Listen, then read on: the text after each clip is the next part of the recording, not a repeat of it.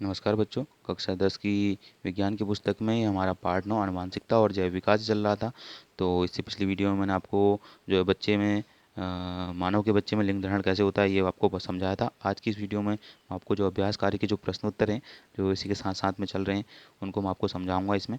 ठीक है, तो यहाँ से देखते हैं क्वेश्चन कि एक एकल जीव द्वारा उपार्जित लक्षण सामान्यतः अगली पीढ़ी में वंशानुगत नहीं होते हैं, क्यों?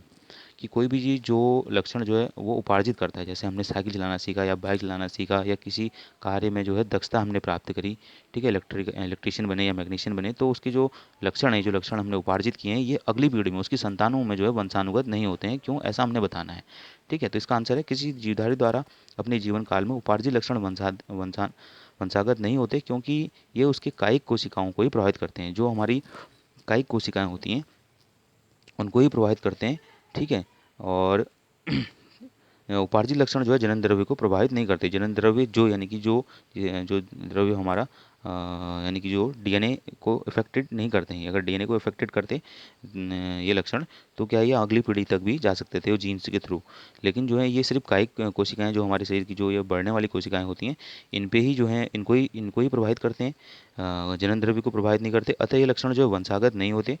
वीजमान जो एक वैज्ञानिक थे जिन्होंने जनन द्रव्य की निरंतरता के सिद्धांत दिया था, तो उनके अनुसार जो लक्षण जनन द्रव्य को प्रभावित करते हैं वे ही पीढ़ी दर पीढ़ी वंशागत होते हैं। यानी कि जो हमारे डीएनए गुणसूत्रों में मौजूद जो डीएनए में जो जीन्स होते हैं, जो डीएनए के बने होते हैं, वो अगर उस जनन द्रव्य को, जिसको जनन द्रव्य कहा जाता है, ठीक है, उसको प्रभावित करते हैं जो लक्षण, वही जो है पीढ़ी दर पीढ़ी वो आगे संतानों में पहुँचते हैं।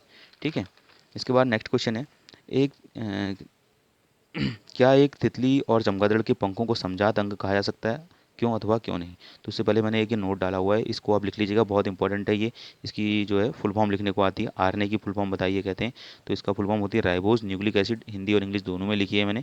ठीक है, इसको आप नोट कर लीजिएगा। अब इसका आंसर देखते हैं कि तितली और चमगादड़ के पंखों को समजात अंग कह सकते हैं। समजात यानी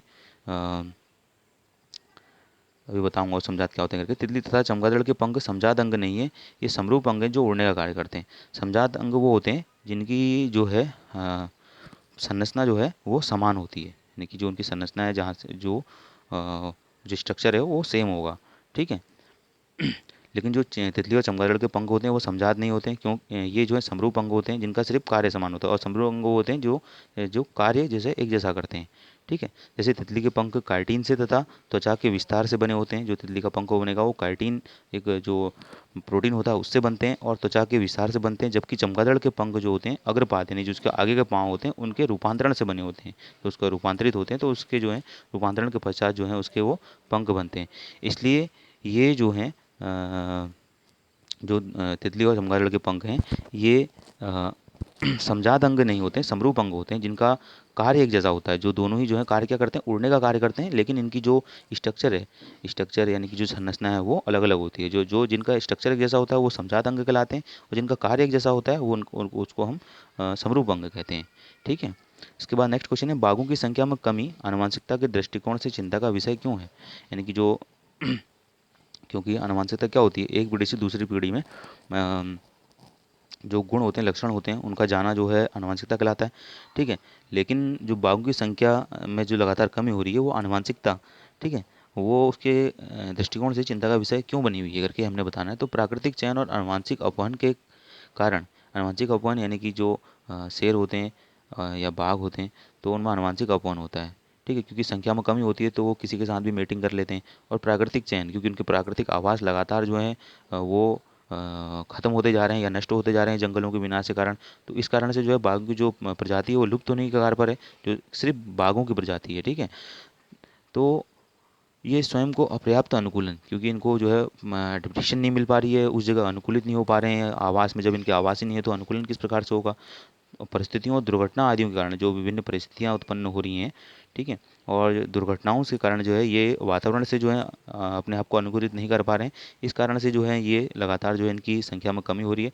बाघों के संरक्षण हेतु टाइगर प्रोजेक्ट जो है प्रारंभ किए गए हैं, जिनके कारण से इनको संरक्षित और सुरक्षित किया जा सके करके। इसके अंतर्गत उनको जो है उनके प्राकृतिक आवासों से हटाकर जो है सुरक्षित उद्यानों और जो संरक्षित क्षेत्र होते हैं जो टाइगर प्रोजेक्ट के लिए नामित किए गए हैं, उन क्षेत्रों में रखा जाता है। ठीक है, इसके बाद नेक्स्ट क्वेश्चन है, क्या कारण है कि आकृति, आकार, रंग, रूप में इतने भिन्न दिखाई देने वाले मानव एक ही जाति के सदस्य हैं? जैसा कि आपने देखा होगा कि श्रीलंका में जो लोग रहते हैं थोड़ा अत्यधिक काले हैं, या साउथ की साइड में जो इंडिया के लोग रहते हैं वो थोड़े काले हैं, लेकिन थोड़ा इंडिया में ऊपर की साइड उत्तरी भारत की तरफ जाएं या अन्य जगहों पर जाएं तो वहाँ पे जो है या विदेशों में जाएं तो जैसे इंग्लैंड या अमेरिका के लोग थोड़ा लंबे आकार के होते हैं। तो जो विभिन्न मानव जो जो मानव है वो जो है उसकी आकृति, आकार और रंग जो है वो अलग अलग है विभिन्न परिस्थितियों और विभिन्न परिवेश और विभिन्न स्थानों के कारण, लेकिन जो है फिर भी वो एक ही जाति का सदस्य है। ऐसा क्यों है, कह रहा हो? ठीक है, तो इसका आंसर है विभिन्न आकृति, आकार और रंग रूप वाला मानव वास्तव में एक ही जाति होमो सेपियंस सेपियंस का सदस्य है। तो क्योंकि जो मानव है वो जो वैज्ञानिक नाम है मानव का वो है होमो सेपियंस सेपियंस। ठीक है, तो ये जो है एक ही जाति के लोग हैं जो विभिन्न जो है स्थानों पर विश्व में रह रहे हैं। मानव का उद्भव जो है वो अफ्रीका से हुआ है। अफ्रीका से जो है मानव का विकास हुआ, और यहाँ से यह पश्चिम एशिया, मध्य एशिया, यूरेशिया, दक्षिण एशिया और पूर्वी एशिया और ऑस्ट्रेलिया, अमेरिका, इंडोनेशिया आदि पूर्ण संपूर्ण संसार में जो है ये फैल गए। वहाँ से वातावरणीय प्रभाव के कारण उनकी आकृति, आकार और रंग रूप में विभिन्नता आ गई। वातावरणीय प्रभाव, जैसे मैंने आपको बताया, क्लाइमेट जब चेंज होता है तो क्लाइमेटिक चेंज और परिवेश के कारण जो है उनकी जो आकृति, आकार और रंग रूप में जो है वो विभिन्नताएं आ गई, लेकिन फिर भी जो है वो एक ही जाति का सदस्य है।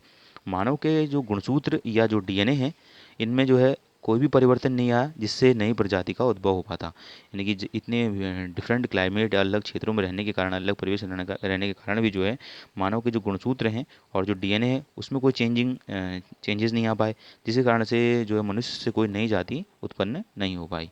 ठीक है, तो इसमें एक ऊपर मैंने एक फ्लोम दिया हुआ है, आरएनए का ही साथ का है ये भी, जैसे मैंने आपको आरएनए बताया था अभी, ये आरएनए का बताया था। राइबोज न्यूक्लिक एसिड यानी राइबोज न्यूक्लिक एसिड कहते हैं जिसको, आरएनए की फुल फॉर्म होती है, वैसे डीएनए की होती है। इसको भी आप नोट कर लीजिएगा, D oxy ribose nucleic acid. ठीक है, तो इसको भी आप इस तरह से अपनी कॉपी में नोट कर लीजिएगा। इनकी फुल फॉर्म लिखने को आती है, डीएनए आरएनए की फुल फॉर्म बताओ करके। ठीक है, इनको नोट कर लीजिएगा। और ये डीएनए आरएनए में अंतर है, इसको मैं आपको कल नेक्स्ट वीडियो में बताऊंगा यहाँ से आगे को जो क्वेश्चन आंसर है। ठीक है।